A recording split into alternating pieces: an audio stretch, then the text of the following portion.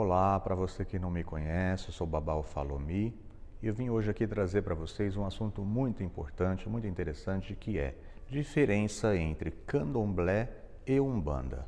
Quais as diferenças que tem essas duas religiões, essas duas vertentes do culto aos orixás? Desde já eu peço que você se inscreva aqui no canal, caso você não seja inscrito. Se você gostar do vídeo, deixe o seu like, o seu joinha. Ative o sininho para que você receba as notificações de novos vídeos, para que você não perca nenhum conteúdo da nossa página. A primeira diferença entre Candomblé e Umbanda consiste em quê? Em que o Candomblé ele resgata a origem, a ancestralidade africana, dos orixás, dos deuses africanos. Já a Umbanda, ela é totalmente brasileira e ela traz consigo esse resgate da nossa ancestralidade brasileira. Então, Umbanda cultua as entidades, os espíritos brasileiros nativos do Brasil. Já o Candomblé são os orixás, os deuses, as deidades, as divindades do panteão iorubá africano.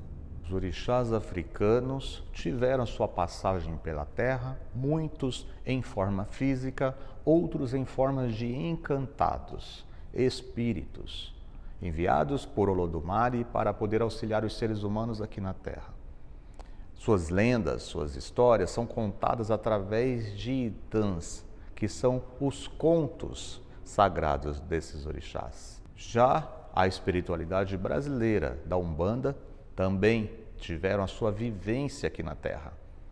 Viveram, como eu, como você, vivemos, reencarnaram, tiveram aí a sua evolução espiritual, ao ponto que puderam voltar para auxiliar os seres humanos. A segunda questão, o segundo ponto a ser retratado entre diferenças de Umbanda e Candomblé é o oráculo.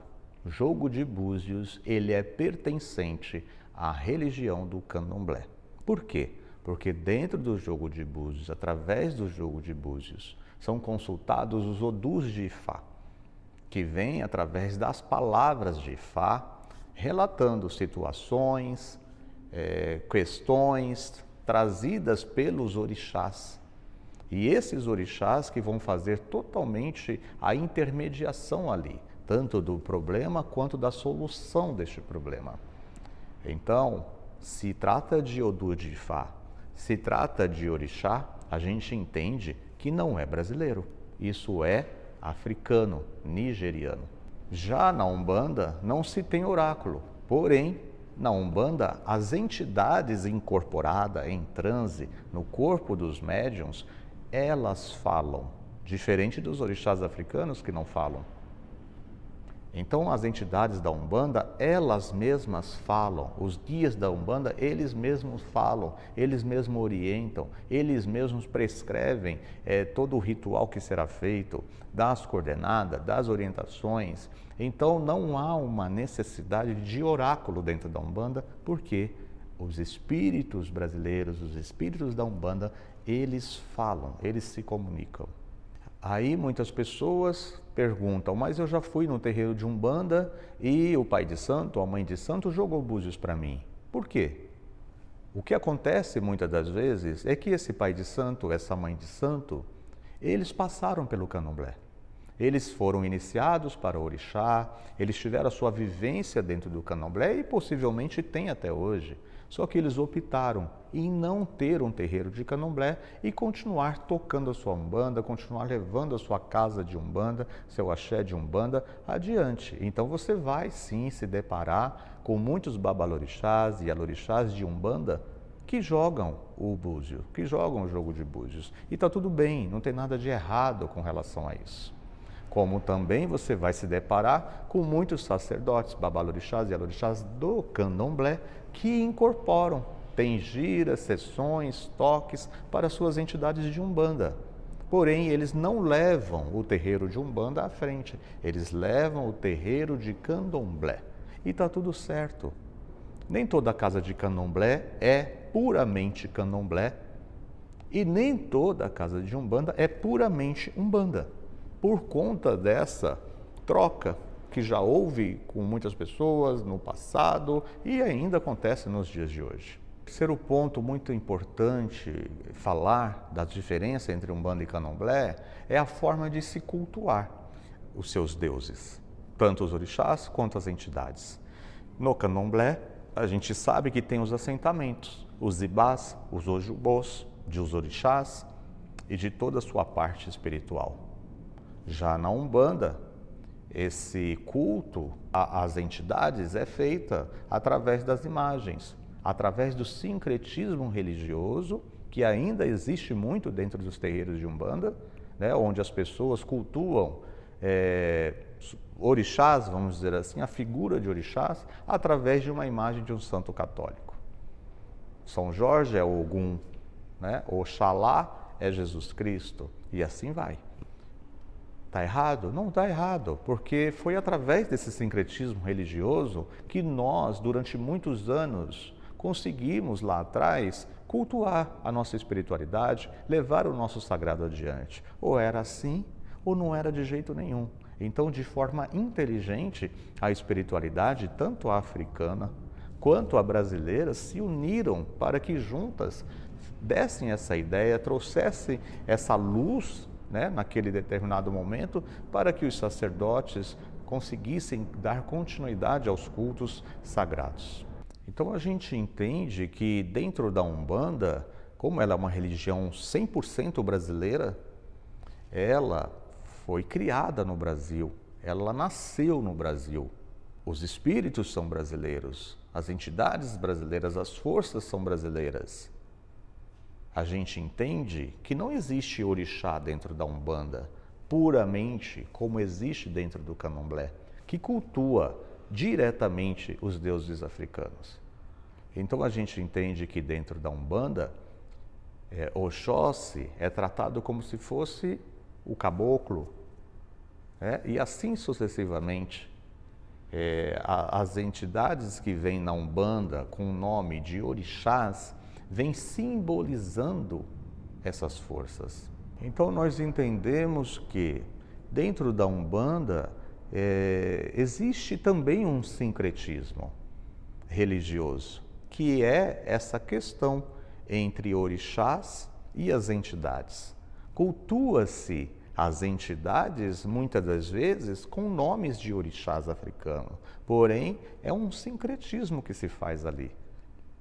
É uma menção que se faz, né, sobre os orixás africanos, como se fosse uma reverência, como se fosse até mesmo de forma a enaltecer aí os deuses africanos, mesmo estando dentro da Umbanda. Existem alguns espíritos brasileiros que se assemelham bastante com as energias dos orixás africanos. E é por isso que se dá este nome de falangeiros dos orixás. O quarto ponto a ser analisado entre essas duas religiões são as suas ritualísticas de iniciação. Por exemplo, dentro da Umbanda, existe o amaci, que é a lavagem de cabeça e tudo o que envolve ali essa ritualística um tanto mais simples, mas é um tipo de iniciação. E existe também a camarinha dentro da Umbanda, onde a pessoa também é recolhida, ela fica reclusa alguns dias, passando por diversas ritualísticas que competem à religião brasileira. Já o Candomblé, existe a iniciação para o orixá, onde as pessoas também, os iniciados, ficam reclusos, participando, fazendo diversas ritualísticas iniciáticas do culto. O próximo ponto a ser analisado é a imolação de animais. Muita gente critica o Candomblé porque faz-se a imolação de animais, a matança de animais. Só que muitos terreiros de Umbanda também fazem. Dentro do Candomblé, a gente tem essa questão como troca de energias, como receber uma energia vital para resolver diversos problemas, para também agradecer aos nossos deuses pelos feitos, de forma como se fossem holocaustos, que a Bíblia também fala muito de holocaustos. onde reverenciavam Deus através de holocaustos, sacrifícios animais. Matava-se bichos, queimava-se a carne para que subisse o cheiro aos céus para Deus. Dentro do candomblé não é diferente. E já dentro da Umbanda existe a questão também de imolação. Por quê? A Umbanda não deveria ter, porque se ela é uma religião brasileira, totalmente brasileira, ela não deveria seguir essa questão da imolação. Mas aí eu bato na mesma tecla.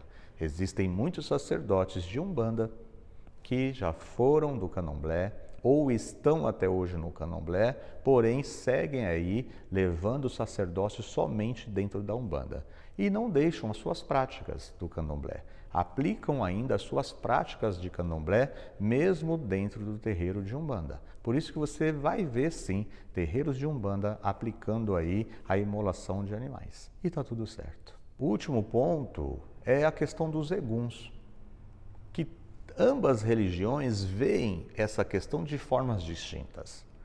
Dentro do candomblé, muitas das vezes a gente encaminha o egum, a gente despacha o egum. Existem sim situações onde a gente cultua o egum, mas vai depender da situação e do motivo. Não é para tudo e nem para todos. E não são todas as casas. E dentro da Umbanda, se trata somente de egum. Egum é todo aquele ser espiritual que já viveu na Terra e já teve osso. Morreu, desencarnou, porém já viveu e já teve um corpo humano com osso. Esse espírito se chama egum.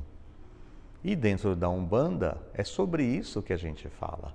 É sobre isso que a gente trata. É sobre a questão de você incorporar egum, pessoas que viveram aqui, pessoas que reencarnaram.